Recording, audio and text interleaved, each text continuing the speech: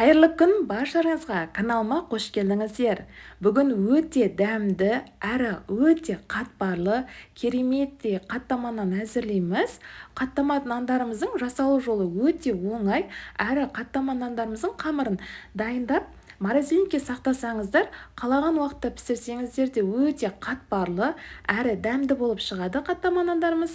Ең алдымен қаттамамызды әзірлеу үшін бізге қаттамамыздың қамырының ортасынан жаққанға сары майымыз қажет, және қамырына газдалған суымыз, жұмыртқамыз, тұзымыз, ұнымыз қажет. Қаттамамыздың қамырын үйлеуге қажетті заттарымызды дайындап алдым.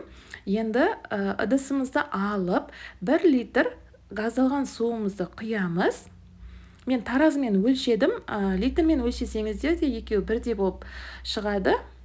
Осылай таразымен өлшеп алдым 1 литр. Енді газдалған суымыздың үстінен жұмыртқамызды қосамыз. Жұмыртқамыздың үстінен тұзымызды қосып, тұзымыз ерігенше жақсылап араластырамыз. Осылай көпіріп болады. Көпіршіп сөйтіп шығады. Осылай жақсылап араластырып алдым. Енді венчигімізді бөлек қойып, илеп алған ұнымызды саламыз.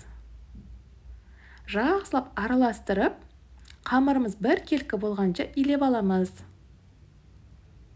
Қаттама нанымыздың құрамына не қосқаным, қанша граммнан қосқаным барлығын төменге описание бөліміне жазып қалдырамын. Осылай қаттамамыздың қамырын біркелкі қылып илеп алдық. Қамырымыз сәл тығыз қаттылау болады. Осылай илеп алып, пакетімізге салып 15-20 минутқа демалдыруға қойып қоямыз. Осылай қойып қойдым.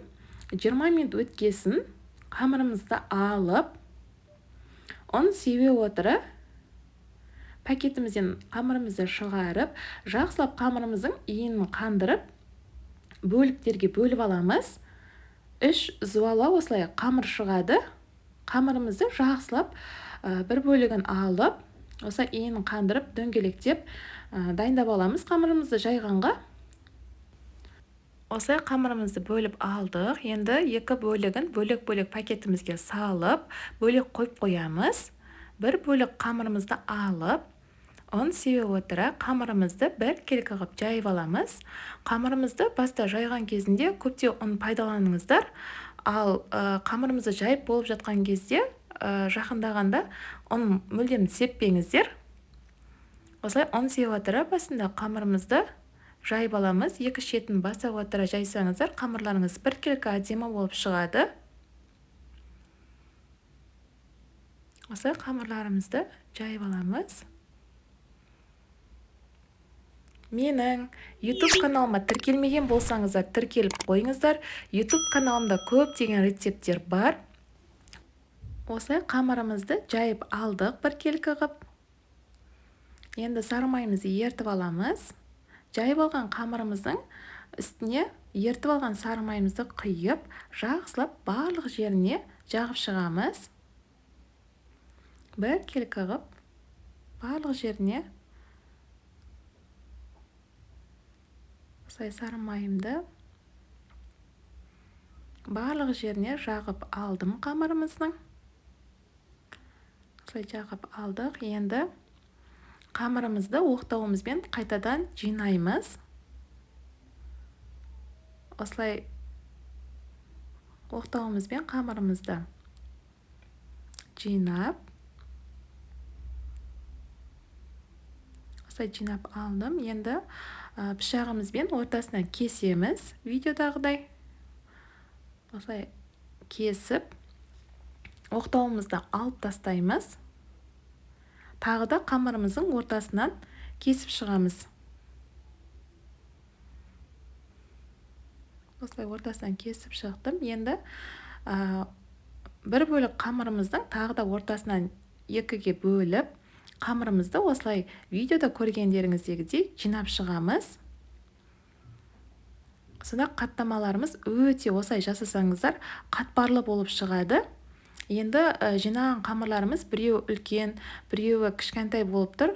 Осылардың барлығын бірдей қылу үшін осылай қамырымыздың бір бөлігін алып бетінен осылай кішкентай болған қамырларымызға жинап шықсаңыздар, сонда қамырларыңыздың барлығы бірдей болады. Егер сатуға дайындайтын болсаңыздар, қаттаманы таразыларыңыз болса, өлшеп істегендеріңіз жақсы. Бәрі бірдей болып шығады сонда қаттамаларымыз. Осылай қамырларымызды орап дайындап алдым. Бір зуала қамырымыздан 5 дана қаттамамыз шығады. Енді тарелкамызға салып, дайындап алған қамырымызды майы сіңгенше бетіне күленкімізді жауып, тоңазытқышымызға 15-20 минутқа қойып қоямыз. Осылай 15-20 минутқа тоңазытқышқа қойдым. Мен 20 минуттан кейін алдым. 20 минуттан кейін алып, оны сеуіп отыра қамырымызды алып, қамырымызды ортасындағы қатпарлығын жоғалтып алмай, жақсылап жайып шығамыз қамырымызды. Осылай бәркелкі алып, қалыңда, жұқада болмайды, орташа алып, қамырымызды жайып аламыз. Осылай қамырымызды жайып алып, енді осылай күленкамызды алып, күленкамызға жайып алған қамырымызды салып, тоңазытқышымызға қойып қоямыз морозильникке. Қалаған уақытта 15-20 минут алдын шығарып қойып, пісіріп ала береміз. Қалған қамырларымызды да барлығын морозильникке салып, қалған мен 5 бөлігін осылай пісіріп сіздерге көрсетіп жатырмын. Қамырымызды осылай қатпарлығын жоғалтып алмай, осылай жайып дайындап аламыз бірінші. Осылай өте қатпарлы болады. Бөлек қойып, барлық қамырларымызды осылай жайып аламыз. Енді сковородкамызды отқа қоямыз. Осылай отқа қойып, 2 ас қасық сұйық майымызды құйып, жайып алған қаттамамызды басында салғасын осылай қолымызбен сәл басып жіберіңіздер. Майы тисе егер, қаттамаларыңыз қып-қызыл әдемі болып шығады. Екінші бетіне аударар кезде осылай үстінен 1 қасық сұйық май құйып жіберіңіздер. Осылай сонда қаттамаларыңыз қып-қызыл әдемі болып шығады. Осылай қып-қызыл пісіріп аламыз. Осымен кереметтей қаттамаларымыз дайын.